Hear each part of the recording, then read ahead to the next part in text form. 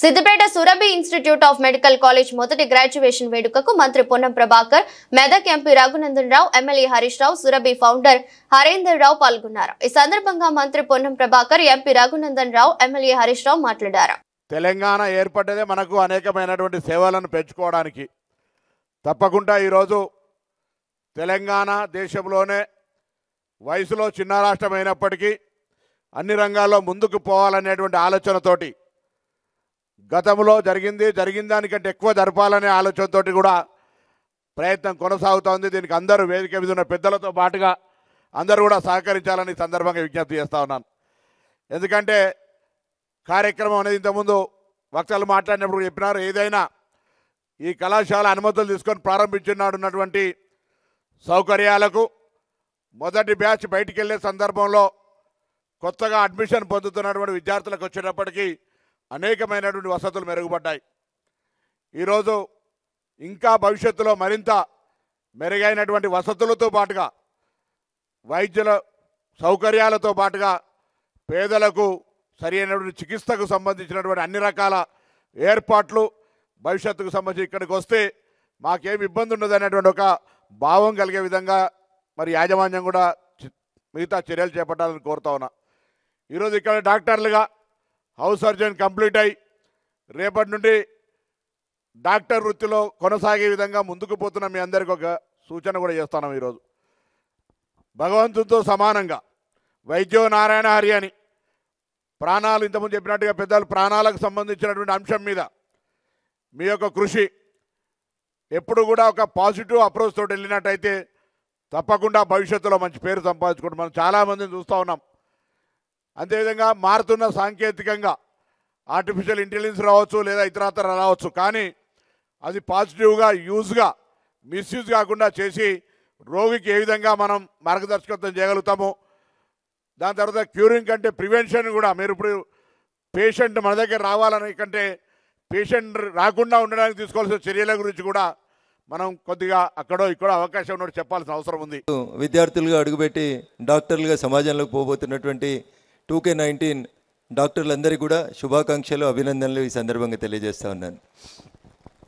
So మీ profession చాలా గొప్ప profession. చాలామంది కలగంటారు డాక్టర్లు కావాలని, సమాజానికి సేవ చేయాలని, కానీ కొద్దిమందికి మాత్రమే అవకాశం లభిస్తుంది.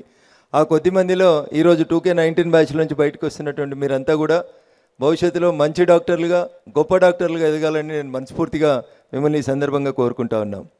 ఆస్తికుడైనా నాస్తికుడైనా, దేవుణ్ణి నమ్మినా నమ్మకున్నా, కష్టం వచ్చినప్పుడు మాత్రం తన కొడుక్కో కూతురుకో ఇంకెవరికైనా ఇబ్బంది వస్తే హాస్పిటల్కి వచ్చి వయసులో చిన్నవాళ్ళైనా మీకు 2 చేతులు జోడించి డాక్టర్ గారు మా కొడుకునో కూతురునో కాపాడండి అని తల వంచి దండం పెడతారు.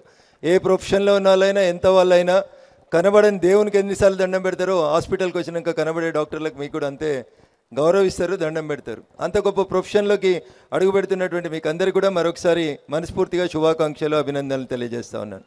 మేము చిన్నగా ఉన్నప్పుడు కాలేజీలు తక్కువ ఉండేటివి, సీట్లు తక్కువ ఉండేటివి, కానీ రాను రాను మారుతున్న కాలంలో మారుతున్నటువంటి పాలకుల దృక్కోణం లోపల జిల్లాకు ఒక మెడికల్ కాలేజ్ కావాలనేటువంటి లక్ష్యంతో భారత ప్రభుత్వం పనిచేస్తూ ఉంటే తెలంగాణ రాష్ట్రం ఇంకొంచెం ముందుగా ఉండి తెలంగాణలో ఇప్పటికే ఇందాక వైస్ ఛాన్సలర్ గారు చెప్పినట్టు 64 మెడికల్ కళాశాలతోటి తెలంగాణ వైద్య రంగంలో ముందుకు దూసుకుపోతున్నందుకు రాష్ట్ర ప్రభుత్వాన్ని, అంతకుముందు ప్రస్తుతం పనిచేస్తున్నటువంటి పాలకుల్ని ఈ సందర్భంగా నేను ప్రత్యేకంగా అభినందిస్తూ ఉన్నాను.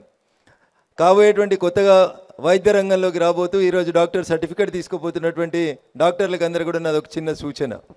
పని ఒత్తిడి చాలా ఉంటుంది, బాగా ఒత్తిడిలో పనిచేస్తూ ఉంటారు. ఇంతకుముందులాగా లేవు హాస్పిటల్స్. చిన్న సంఘటన జరగగానే హాస్పిటల్స్ని బగలగొట్టేటువంటి కొన్ని సంఘంలో ఉండేటువంటి, కొన్ని సమాజంలో ఉండేటువంటి కొంతమంది వ్యక్తులు ఆ దిశగా పనిచేస్తూ ఉంటారు. కాబట్టి మీరు ఎప్పటికప్పుడు మారుతున్నటువంటి కాలానికి అనుగుణంగా, కొత్తగా ఈ మధ్యలో బాగా కనబడుతుంది సోషల్ మీడియాలో ఆర్టిఫిషియల్ ఇంటెలిజెన్స్ అని, అట్లాంటి ఆర్టిఫిషియల్ ఇంటెలిజెన్స్ లాంటి సబ్జెక్టులకు కూడా మా డాక్టర్లు కొంచెం డైవర్ట్ అయ్యి మారుతున్న కాలానికి అనుగుణంగా మీరు మారి.